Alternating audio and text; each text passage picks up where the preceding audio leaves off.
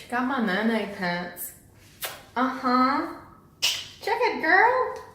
Alright, I'm not sure if it's a good idea to jump straight into this video after just making two, especially after the one talking about the recovery and the eating disorders it was a little bit straining. It's hard, especially when you're like me and all the great words and the great things that you have to say don't come out when you're speaking, which is why I like writing it more on Instagram. But there's a media or like there's a field of people out there who don't really feel like reading that much shit, and they're kind of more interested to like this face-to-face thing, and I just like giving it a go. Anyway, if you watched the last video all the way to the end, you would know that I'm so sorry. I have really bad indigestion problems and esophagus issues, and yeah, thanks eating disorder. Ugh. I'm good now. I'm good. Okay, so yeah, if you stay to the end of the last video, you'll know that this video I'm going to be talking about basically how I view some recovery/recovered blogs that are around these days, and why I started mine and why mine is the way that it is. So I'm prepared for the backlash if people don't agree with me, but just gonna throw it out there. I'm sorry, I just want to sit down. I've been doing these videos for ages, but I don't want to sit down because I'm too far away and you probably can't hear me. Oh, okay, I'm just avoiding the topic now. Look, I started my Instagram page because previously when I was Instagramming and Tumblring and looking and reading about people with eating disorders and then trying to recover, and then reading and looking at people who were in recovery or saying that they were recovered, it killed my hopes of recovery, because they painted a picture of what recovery should look like and what recovering should look like, and worse than everything, it painted a picture that about being underweight, being powerful. There were promises. There were like promises of peace of mind from perfection. People with the eating disorders would post and they'd be like, oh, it's just so hard to eat, and oh, I'm just really struggling, and they wouldn't tell you the thoughts behind it. No one tells you about the horrible shit that you do, not only to yourself, but to other people. How good you get at lying, how you can be the most honest person in the world, and your eating disorder can turn you into a liar, a really good liar. Or how the fact that you will do absolutely gross and disgusting things just to try and lose weight or gain control. Like the post I made talking about purging and it being one of like the foulest acts that you feel that you're doing in your eating disorder. And I had the impression the whole time, like, because in my eating disorder, what was feeding it most of the time was social media. Social media fed most of my eating disorder, and being underweight the picture was painted as being such a crazy thing, like mentally exhausting and starving and rah, but nobody talked about the torment and the filth behind it and the shame. No one told you about that. They just told you about how high you feel when you're that weight, or when you can accept your body better because it's hitting that deranged idea of what you think you should look like. No one tells you. No one talks about how messy it is. And I do. I'll tell you right now. It's things that you do are foul. You'll spend all day on the toilet from over abusing laxatives. You'll mess your pants because you don't know anymore whether you just need a fart or you're actually just in trouble because your bowels are screwed up because you've abused laxatives. Or maybe you've been purging too many times, and now every time you lean over to do something, whether you want to throw up or not, it comes up. And no one talks about how purging isn't just like walking into the toilet and silently bending over and going, no, it's not. You are shoving that whole hand down your throat sometimes. You've got grazes on your knuckles from your teeth. You got a sore throat from scratching it with your nails. How many times have you purged so hard that the toilet water has come back at you and in your face, in your mouth, in your eyes, and you kept going? You can't even see anymore because your eyes are so full of tears and feel like they're going to explode because they're so bloodshot from you forcing your body to do this. No one tells you about how horrifying it is and traumatizing it is and how ugly it is. They don't, and it needs to be talked about. Eating disorders need to be less desired. There's just not enough awareness out there about how messy it really is. And what killed me the most was seeing these recovery pages of people going from extremely underweight to being not underweight but extremely fit.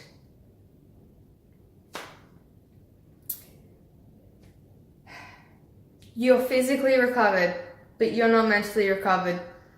If you're still spending every single day of your life focusing on what kind of food you're eating, maybe you're not counting macros or calories or grams, but you're still focused on what you're eating, you're still careful about certain foods, you still focus on your body so intently that you believe that it has to be a certain way, and then that's what recovery is.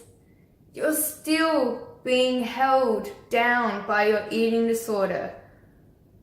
And not only that, it's sending out the message that being recovered is coming from being really underweight, or not even if you got underweight from your eating disorder, but suddenly becoming really fit and healthy, and then that's what recovered is. And if you don't get somewhere around that area, then you're not really recovered.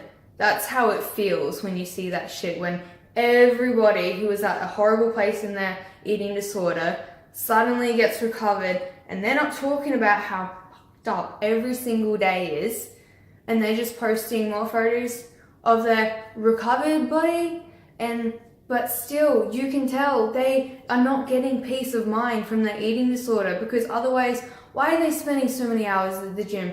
Why are they so focused on the food that they're eating? Why does it mean so much for them that they can't take a break from it? Why? Because they're still being possessed by that eating disorder. It's not killing them anymore.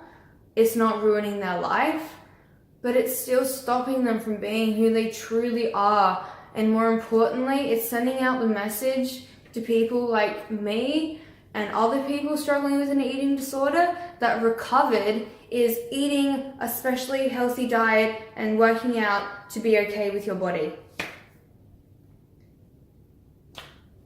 I'm weight restored, and there are many times throughout the day where I go, shit. But there are also times throughout the day that I go, damn. And then there are also times where I think, why can't I just be like those other girls who recovered that are all fit and lean and everything? And then I realize that almost made me, every time I think like that, it almost makes me jump into exercising and wanting to bodybuild and whatever, because I think that that's what's gonna make me feel better. But you know what? If you wanna get recovered and you wanna get like ripped ass with like some thigh muscles and freaking tank arms and whatever, do it, you know. Or if you wanna be like lean but still muscly, or just a healthy weight and toned, nothing against it. That's you know, if that's who you are and that's what makes you happy, do it. But you should not start trying to even do that unless you're 100% sure that your motive, and your motivations behind it are totally coming from who you are and not from your eating disorder. I've been dying to get back into doing sit-ups and yoga and a little bit of cardio because yes, I am uncomfortable with my body. It's not tight and like my skin isn't like anymore, and you know, like my legs touch sometimes when I walk, and that's really overwhelming and everything. And when I get really overwhelmed about how I look right now and I think, oh, I need to start exercising, I stop and I go, no, until I can accept and be happy with how I am at a weight restored body, the way I am now, I'm not going to attempt to sculpt it and change it again, because I don't want a new form of eating disorder. I want to learn for once in my whole life how to just be okay with not being perfect, you know? And that's what just shits me about some of these recovery blogs is that none of them had that period. They never show you that period where they just let themselves eat and then gain weight and then just go, yeah. You know, sometimes it shits me and I don't like how I look, but I can learn to accept it and then really accept it and then move on to do, you know, if you want to shape up and whatever. But you just see them all go from being really anorexic to start posting about, you know, like they're just gradually putting on weight but like exercising and sculpting and everything at the same time, and they're just transferring their one type of addiction to their eating disorder to a new type of addiction of their eating disorder, and then all of us out there are thinking that that's what recovery is? Come on. No, recovery is a state of mind, and it's each to their own. And like, I don't know what more I can say about that, except for one more thing is one thing that shits me is people who are recovery and they're very body focused and they post very constantly about their diet and their exercise, and they're not doing it to be informative and educate others, but they just like when they, you know, they're like, I got this, you know, this muscle and this butt thing going on, and then they've always got the old anorexic them in the photo next to them, or just regularly doing flashbacks regularly because they haven't let go. And the reason why they're constantly still so focused on their bodies, like I ache for them, because even though a part of them is happier because then to everyone else they're not suffering anymore, on the inside they're still being controlled by that eating disorder. And it's in a different way. Yes, it's not killing you anymore, but what is it taking away from you? How much of your time are you delegating to that part of you that's not even who you truly are? When are you gonna just stop and say to yourself, screw this, I want to be cool with this, you know? And that's just what I wanted to say about, you know, just some recovery blogs where it's just the whole page looks like perfection, you know, goes from like being really skinny to not really skinny but sort of healthy weight but still toned, into being a slightly more healthy weight and toned, and then kind of muscle build and toned. And there's just like they've given themselves no time at all to just accept their body for being a body. This is a flesh vessel. I call this my flesh vessel. This has been around, who knows how long my soul has been around for, who knows how old my mind is, but I know that it is completely separate from my body, but my body is what enables me to be here and actually be conscious and use my mind.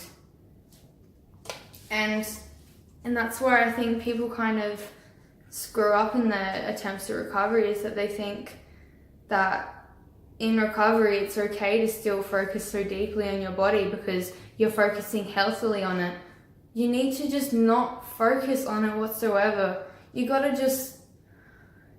learn to be okay with not being okay. Like, it's fine to look in the mirror and go, I'm not impressed. This is not what I want to look like. But you don't leave it at that. You say, I can accept that. That's a feeling that I'm allowed to feel. And maybe I can do something about this if I want. But I will do something about it when I feel healthy-minded enough and I'm doing it for good, positive reasons.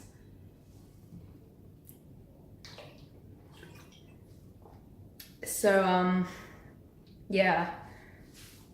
I just want to be real all the way through, from the pits of the worst time of my anorexia to my growth up to where I am now. And I'll make more videos of all the ugly thoughts and nasty stuff that went on in my mind during recovery. Because I ain't gonna lie to you, recovery looks nothing like it does on those famous freaking recovery blogs on Instagram. Recovery is some messy, emotional shit. Like, you can sometimes feel like it's so hard not to go backwards into your eating disorder because you feel like it's so much harder to recover. But you know what? The reason why it's so hard is because you're fighting back against this thing that it's like a leech or a tick, you know? Once you're trying to remove it, it fights harder to stay there. You know? It's just like that. So it's a really scary, ugly process. For a long time, you're gonna be a bit miserable. But at the same time, you won't even notice it. You're becoming so much stronger. And then suddenly this misery is like, it pales in comparison to the power that you feel. The power over your eating disorder just is unbelievable.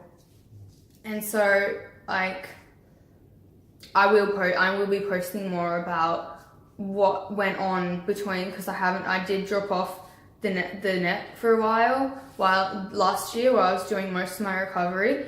But I think it's very important that I share how I got to where I am now, because I didn't just gain weight and then accept my body and then that was it. Gaining weight wasn't easy. I had drugs and alcohol involved at some points because I couldn't handle the idea of eating. So, you know what? You guys need to know about it. You need to know the truth so that you don't have to feel like you're never going to recover because you can't reach that standard of everyone else's recovery. There is a truth behind it that everyone's missing out on, and I want to share it. So stay tuned if you want to know more. If you're triggered, completely understand. But if you're ready to move forward and away from your eating disorder, even if that little tiniest bit in your mind, even if there's only like a little bit left that wants to get better, just keep watching, man. Some of the things I might say are triggering, but I will always come back with a way for you to get past that. I've come so far, and if you follow me on Instagram, you will see how far I've come, and it would be so unfair of me to not share how I've gotten to where I am. And I felt so alone before I got better. Before I started my Instagram, I felt like I would never get better because I felt like I was the only one who was having this stupid, crazy shit going on in my head and was doing the things that I was doing, because nobody talked about it. I thought that was just me, and because it was just me, that would be hard for anyone to treat. Who would be able to help me? Who would be able to help heal me? and help me get better if I was that one person who was like that and no one knew how to deal with it. And so I got on Instagram and I just started putting out there all of what it was, I just wanted to know, am I stopping myself from getting better? Because I am. I think that I am like a rare case. I really think that no one's gonna be able to help me because I am just like a total head case that no one's used to. But you know what? All it took was realizing that I wasn't alone to know that there was hope. And so I'm just gonna keep putting it out there, everything that I can, just as much information about the nitty-gritties, and I don't care how much it might be embarrassing to say or what you might think of me. I just don't want anyone to feel like I felt helpless, alone, like there was no point in even trying, because I was just an exception to the cause who just couldn't be fixed, when little did I know we're all suffering similarly. And so yeah, this is why I'm here, guys. Seriously, I just want to spread awareness, and I want to help, and I think I could not live with myself if I just showed myself as a recovered body and everything and said I was fine, and then didn't talk about how I got there or how I'm doing now or how it affects me now. I just feel that would be unfair. I don't want to be one of those people. I'm never going to be one of those people on Instagram that has just meal perfection, like constantly like posting perfect meals and then like really, really slowly gaining weight, and you're like, actually, like they mentally sound recovered, but they don't really look recovered. And I don't want to be one of those people who post photos of their body and is like, I'm digging myself, but then have like really, really horrible negative thoughts all the time and not share that, and people think that recovery is just all about happy days all the time. Because it's not. Sorry, I'm getting frustrated now. But yeah. This video went really long as well. Comments, I would love comments below on how you feel about the same topic, about your experience with going through an eating disorder and looking to social media for some form of guidance or acceptance or understanding of what you're going through. I wanna know, like, were you tricked too? Did you feel cheated? I destroyed my body for a peace of mind I never got.